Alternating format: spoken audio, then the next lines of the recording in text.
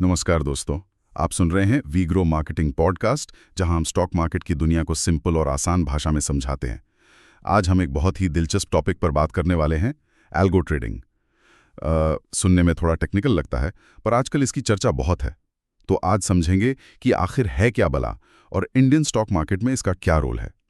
लेकिन आगे बढ़ने से पहले एक ज़रूरी बात, ये पॉडकास्ट सिर्फ एजुकेशनल पर्पस के लिए है। हम यहाँ कोई फाइनेंशियल एडवाइस नहीं दे रहे हैं। कोई भी इन्वेस्टमेंट डिसीजन लेने से पहले अपने फाइनेंशियल एडवाइजर से सलाह जरूर करें। तो चलिए शुरू करते हैं। हमारे साथ एक्सपर्ट हैं जो इस विषय पर रोशनी डालेंगी। एल्गो ट्रेडिंग, बिल्कुल आसान शब्दों में ये क्या चीज़ है? नमस्कार। देखिए, बहुत सिंपल है। एल्गो ट्रेडिंग मतलब कंप्यूटर प्रोग्राम्स का इस्तेमाल करना स्टॉक मार्केट में खरीदने बेचने के लिए। Computer programs. हाँ, ये प्रोग्राम्स पहले से लिखे हुए नियमों मतलब प्री डिफाइंड रूल्स के हिसाब से चलते हैं, जैसे कि कीमत क्या है, वॉल्यूम कितना है या कोई और इंडिकेटर। अच्छा। और सबसे बड़ी बात, ये बिना किसी इंसानी जज्बात जैसे डर या लालच के काम करते हैं। सिर्फ लॉजिक, सिर्फ नियम। ओके, जैसे वो एक उदाहरण देते हैं ना कि 50 दिन की मूविंग एवरेज अगर 200 दिन वाली लाइन को क्रॉस कर ले तो खरीदो। तो क्या इस रूल को कोड करके ऑटोमेट किया जा सकता है? ये हाँ, बिल्कुल।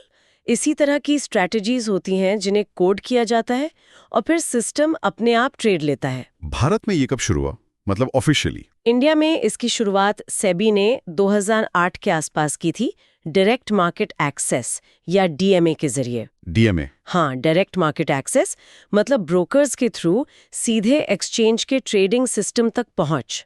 शुरू में ये बड़े प्लेयर्स के लिए था। बड़े प्लेयर्स मतलब? इंस्टीट्यूशनल इन्वेस्टर्स, हाँ, जैसे फॉरेन इन्वेस्टर्स, म्यूचुअल फंड्स, बड़े ब्रोकर्स, इनके लिए था पहले। और अब क्या स्थिति है? सुना है वॉल्यूम काफी बढ़ गया है इसका। हाँ, अब तो बहुत ज्यादा।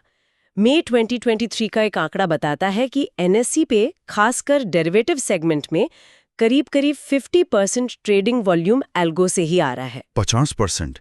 ये तो बहुत ज्यादा है। जी, और मजे की बात यह है कि अब सिर्फ बड़े प्लेयर्स ही नहीं, रिटेल ट्रेडर्स भी इसमें आ रहे हैं। अच्छा, हम जैसे आम निवेशक भी है? वो कैसे? हाँ, अब कई नो कोड या लो कोड प्लेटफॉर्म्स आ गए हैं, जैसे ज़ीरोधा का स्ट्रीक है, ट्रेडट्रॉन है, एल्गोबुल्स है। नो कोड मतलब बिना कोडिंग जाने? हाँ, आप बिना कोडिंग के अपनी स्ट्रैटेजी बना सकते हैं, या फिर कई ब्रोकर्स एपीआई देते हैं। API, application programming interface. जी, जिससे आपका सॉफ्टवेयर ब्रोकर के सिस्टम से जुड़ जाता है, तो रिटेल पार्टिसिपेशन भी बढ़ रहा है।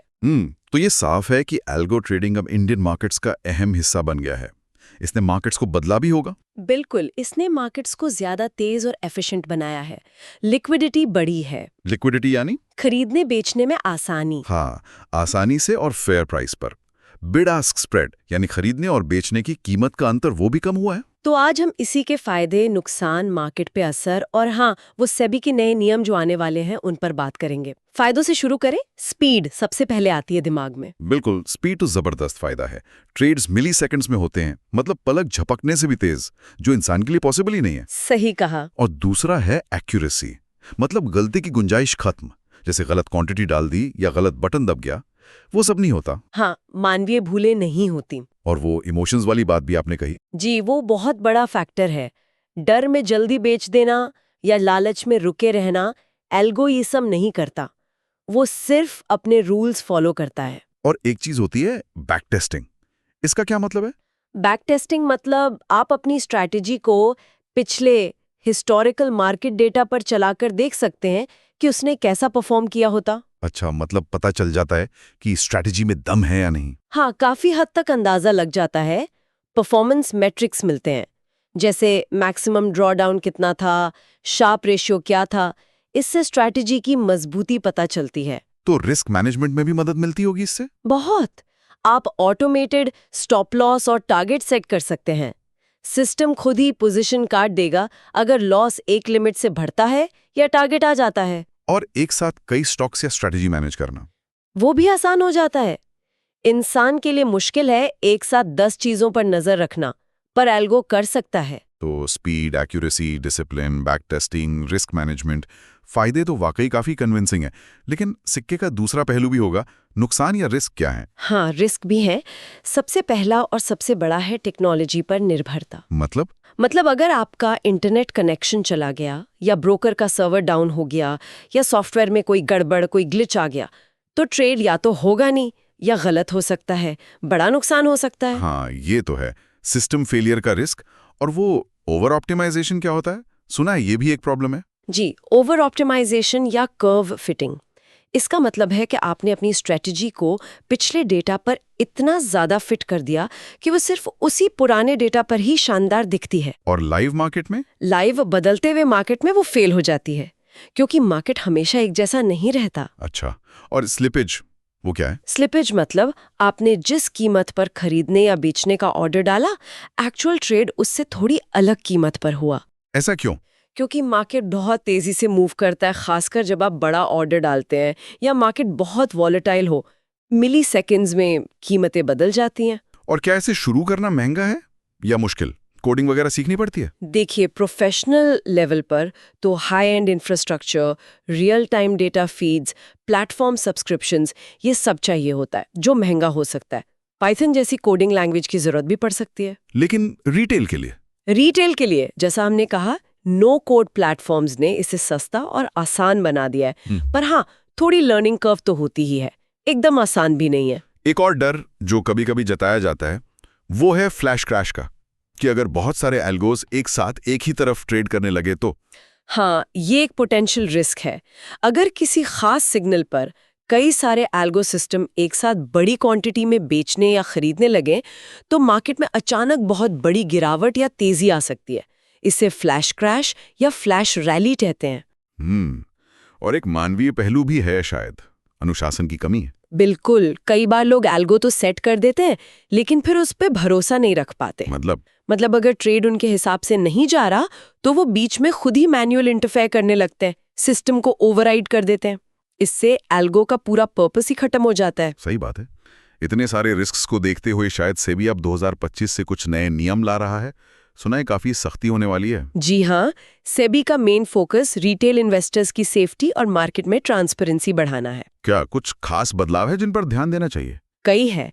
एक तो ये कि अब हर एल्गो स्ट्रैटेजी को इस्तेमाल करने से पहले स्टॉक एक्सचेंज से अप्रूवल लेना होगा।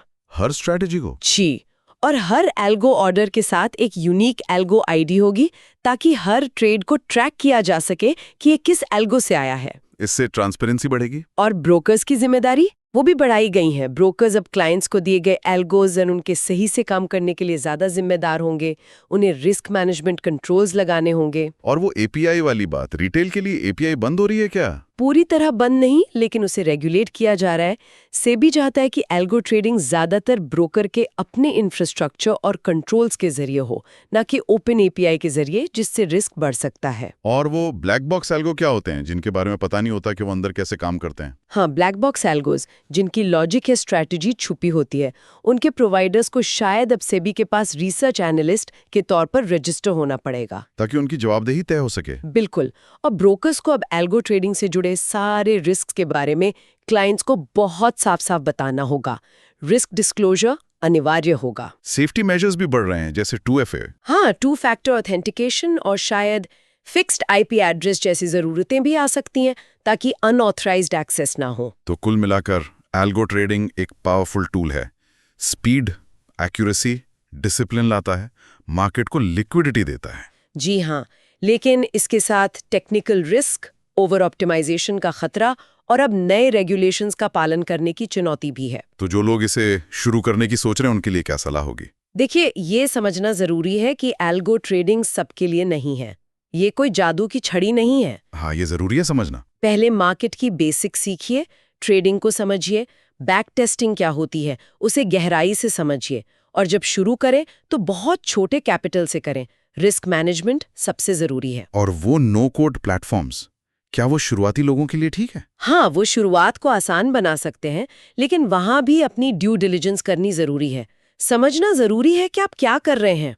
बिल्कुल। तो चलिए आज की बातचीत को यहाँ रोकते हैं, लेकिन एक सवाल के साथ। जरूर। जैसे जैसे एल्गो ट्रेडिंग और एआई फाइनेंशियल मार्केट्स में और गहरे पैठ रहे हैं, भविष्य में इंसान की समझ, उसका इंट्यूशन और मशीन की कैलकुलेशन, इनके बीच सही बैलेंस क्या होगा? क्या कभी ऐसा होगा कि ट्रेडिंग पूरी तरह ऑटोमेटेड हो जाए और इंसानी सूझबूझ की कोई जगह ही न रहे? सोचने वाली बात है। बिल्कुल, ये एक बड़ा सवाल है भविष्य के लिए। दोस्तों, ये था आज का एपिसोड एल्गो ट्रेडिंग पर। उम्मीद है आपको पसंद आया होगा और कुछ नया जानने को मिला होगा। आपको ये एपिसोड कैसा लगा हमें ज़रूर बताइएगा। जुड़े रहिए वीग्रो मार्केटिंग पॉडकास्ट के साथ, जहां ट्रेडिंग को बनाते हैं आसान और समझने लायक। धन्यवाद।